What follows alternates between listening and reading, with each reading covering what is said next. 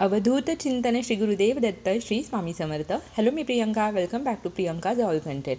आजच्या व्हिडिओमध्ये आपण पाहणार आहोत, जसं आपण अगदी विधिवत पद्धतीने गणपती बाप्पांना प्राणप्रतिष्ठित केलं होतं, त्याचप्रमाणे गणपती बाप्पांचं विसर्जन आपल्याला विधिवत पद्धतीने कसं करायचं आहे, हे विसर्जन करताना कोणता मंत्र म्हणायचा आहे, बाप्पांना कोणता नैवेद्य दाखवायचा आहे, त्याचप्रमाणे कुठले नियम आपल्याला पाळायचे आहेत आणि आपण जे पूजेमध्ये साहित्य ठेवलेलं असेल, मग पानाचा विडा असेल, नारळ असेल, सुपारी असेल, फुले असतील, नैवेद्य असतील आणि ज्या काही अक्षता आहेत, या सर्व गोष्टींचं आपल्याला काय करायचं आहे, अशा आणि अनेक प्रश्नांची उत्तरे आज आपण या व्हिडिओमधून जाणून घेणार आहोत. त्यामुळे व्हिडिओ संपूर्ण पहा.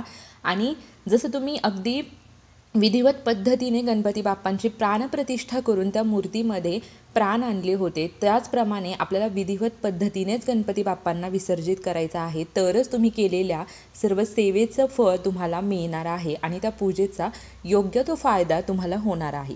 जेव्हा गणपती बाप्पा आपल्या घरामध्ये आपली प्राणप्रतिष्ठा आपण केलेली असते, तेव्हा आपल्या घरामध्ये गणपती बाप्पा सुख, शांती, समृद्धी आणतात, सगळी विघ्नहरण करतात, कारण ते विघ्नहर्ता आहेत. आणि या 10 दिवसामध्ये बाप्पांची आपण अगदी विधिवत पद्धतीने पूजा करत असतो. दररोज आपण बाप्पांना गंध लावतो, अक्षता वाहतो, त्यांच्या आवडीची लाल फुले वाहतो, दुर्वा वाहतो. गणपती बाप्पांच्या आवडीचे जे मोदक आहेत ते त्यांच्यासाठी आवर्जून या 10 दिवसामध्ये केले जातात.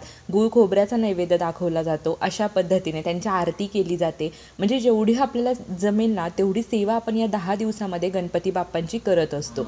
तर आता जेव्हा आपण मूर्ती बाहेरून घेऊन येतो, तेव्हा ती मूर्ती फक्त एक दगड असतो, म्हणजे फक्त एक दगडाच्या पासून बनवलेली ती मातीपासून बनवलेली ती मूर्ती असते. त्याच्यामध्ये कसल्याही प्रकारचं प्राण नसतो, देवत्व नसतं. पण जेव्हा आपण ती मूर्ती घरात आणतो आणि विधिवत पद्धतीने ती जी मूर्ती आहे ती आपण प्राणप्रतिष्ठित करतो, तेव्हा त्याच्यामध्ये देवत्व येतं, ती मूर्ती जिवंत होते. आणि मग जेव्हा आपण ही मूर्ती विसर्जित करणार असतो, तेव्हा आपल्याला त्यातले प्राण काढून घ्यायचे असतात, त्यातलं देवत्व काढून घ्यायचं असतं. तर ती संपूर्ण माहिती जाणून घेण्यासाठी हा व्हिडिओ खूप महत्त्वाचा आहे. सर्वांनी पहा आणि या पद्धतीने गणपती बाप्पांना विसर्जित करा. काही घरांमध्ये गणपती बाप्पा हे 1.5 दिवसाचे, काही घरामध्ये 5 दिवसांसाठी, काही घरांमध्ये 7 दिवसांसाठी आणि काही घरांमध्ये पूर्ण दिवसांसाठी बाप्पा बसवले जातात. तर आता जे लोक 10 दिवसांसाठी गणपती बसवतात त्यांनी हा व्हिडिओ संपूर्ण ऐका, कारण बाकीच्यांनी तर भरपूर जणांनी 5-7 दिवसांच्या जणांनी दीड दिवसांचा जे बसवतात त्यांनी तर ऑलरेडी गणपती बाप्पांचं विसर्जन केलं असेल. पण आता जे राहिलेले आहेत त्यांनी नक्कीच ही माहिती व्यवस्थित ऐका आणि याच पद्धतीने विसर्जन करा. तुम्ही गणपती बाप्पांचं ज्या दिवशी विसर्जन करायचं आहे, आपल्याला 17 सप्टेंबरला गणपती बाप्पांचं विसर्जन करायचं आहे, तर त्यासाठीचा जो शुभ मुहूर्त आहे तो मी स्क्रीनवर दाखवलेला आहे. या दिवशीही तुम्हाला गणपती बाप्पांची अगदी नेहमीप्रमाणे पूजा करायची आहे. गंध, अक्षता, फुले, धूपदीप, अगरबत्ती ओवाळून आरती करायची आहे. दुर्वा गणपती बाप्पांना अर्पण करायच्या आहेत. गणपती बाप्पांचे आवडते मोदक तरी अनंत चतुर्दशी आहे त्या दिवशी. या दिवशी तुम्हाला आवर्जून बाप्पांना नैवेद्य अर्पण करायचे आहेत, किंवा मग तुम्ही गूळ खोबरं अर्पण करू शकता, किंवा पंचखाद्याचा नैवेद्य तुम्ही बाप्पांना दाखवू शकता. आता तुम्ही म्हणाल की पंचखाद्य म्हणजे काय, तर तुम्ही गुगलवर सर्च करा. 5 गोष्टींपासून हा पंचखाद्याचा नैवेद्य बनवला जातो, जो की बाप्पांना अतिशय प्रिय असतो. असंही तुम्ही अगदी साध्या सोप्या पद्धतीने तुम्ही बाप्पांसाठी नैवेद्य दाखवू शकता. त्यानंतर तुम्ही सर्वांनी, घरातल्या सर्व व्यक्तींनी गणपती बाप्पांना हात जोडून नमस्कार करायचा आहे. तुम्ही गणपती बाप्पांना म्हणायचं आहे की गणपती बाप्पा, तुम्ही सर्व विघ्नांचा नाश करणारे विघ्नहर्ता आहात. तुम्ही सर्व देवांना प्रिय आहात. त्याचप्रमाणे तुमच्या येण्याने घरामध्ये सुख, शांती, समृद्धी नांदते. तुम्ही सर्व विघ्नहरण करतात, ज्ञानाचे प्रतीक आहात.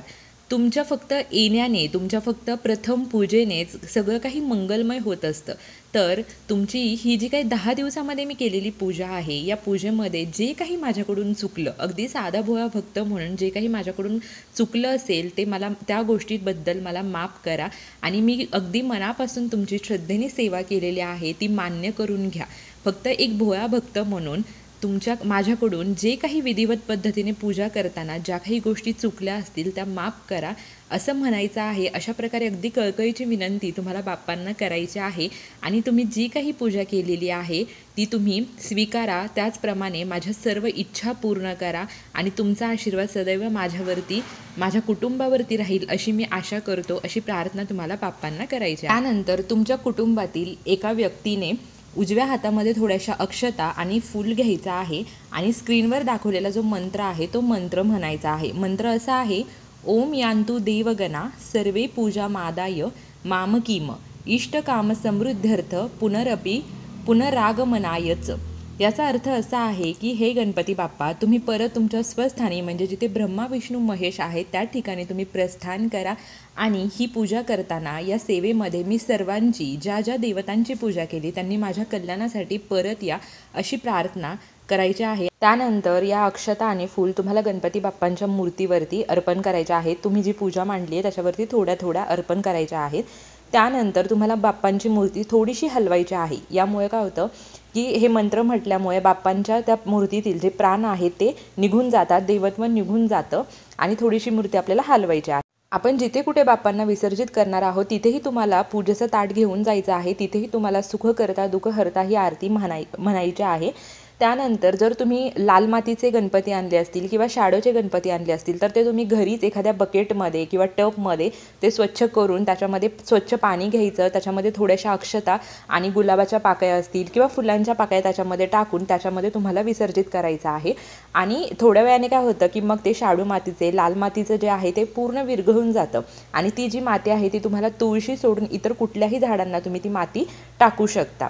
आणि जे इतर प्लॅस्टर ऑफ पॅरिसचे गणपती असतात ते गणपती तुम्हाला नदीमध्ये विहिरीमध्ये अशा ठिकाणी विसर्जित करायचे असतात. पण प्रदूषण न करता जर तुम्हाला करायचं असेल तर बघा शहरामध्ये काय होतं की बऱ्याच ठिकाणी असं होतं की तिथे काय करतात असे मोठे मोठे हौद बांधले जातात आणि त्याच्यामध्ये थोड्याशा अक्षता फुलांच्या पाकळ्या टाकून त्या ठिकाणी गणपती बाप्पांची जी मूर्ती असते ती 3दा बुडवली जाते आणि त्या मूर्त्या दान केल्या जातात. असंही तुम्ही करू शकता.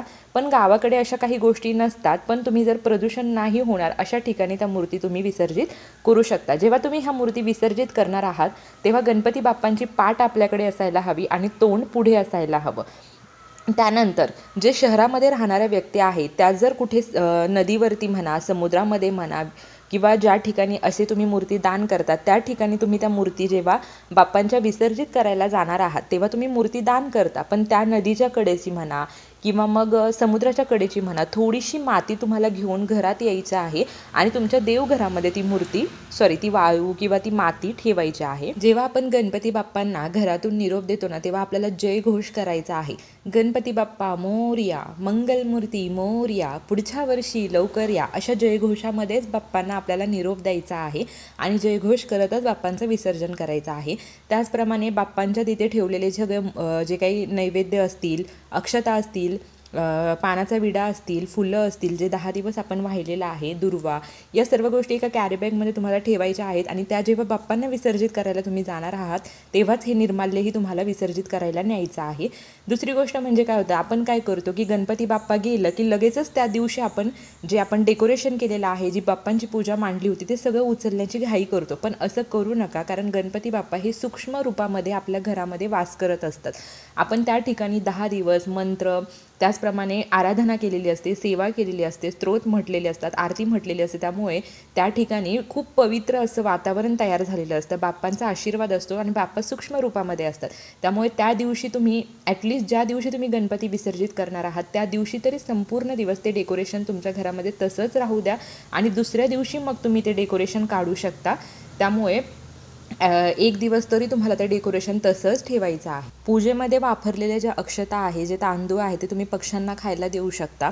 कलशातले जे पाणी आहे ते पाणी तुम्हाला घरामध्ये संपूर्ण घरामध्ये शिंपडून राहिलेले जे पाणी आहे ते तुळशी सोडून इतर झाडांना तुम्हाला घालायचं आहे. तुळशी ही सुद्धा एक देवता असल्यामुळे हे पाणी तुम्हाला तुळशीला चुकूनही कधीच उष्ट पाणी घालायचं नाही आहे. त्याचप्रमाणे जो नारळ आहे आपण कलशावर ठेवलेला तो घरात प्रसाद म्हणून तुम्ही सर्व खाऊ शकता. जी फळं वगैरे आहेत, खाण्याच्या गोष्टी आहेत त्या तुम्ही प्रसाद म्हणून खाऊ शकता आणि बाकीचं सर्व काही तुम्ही निर्माल्यामध्ये टाकायचं आहे, विसर्जित करायचं आहे. तुम्ही गणपती बाप्पांना विसर्जित करायला जात असताना काळी कपडे चुकूनही घालू नका. तुम्ही लाल कपडे, केशरी कपडे, पिवळी कपडे अशी कपडे परिधान करायचे आहेत.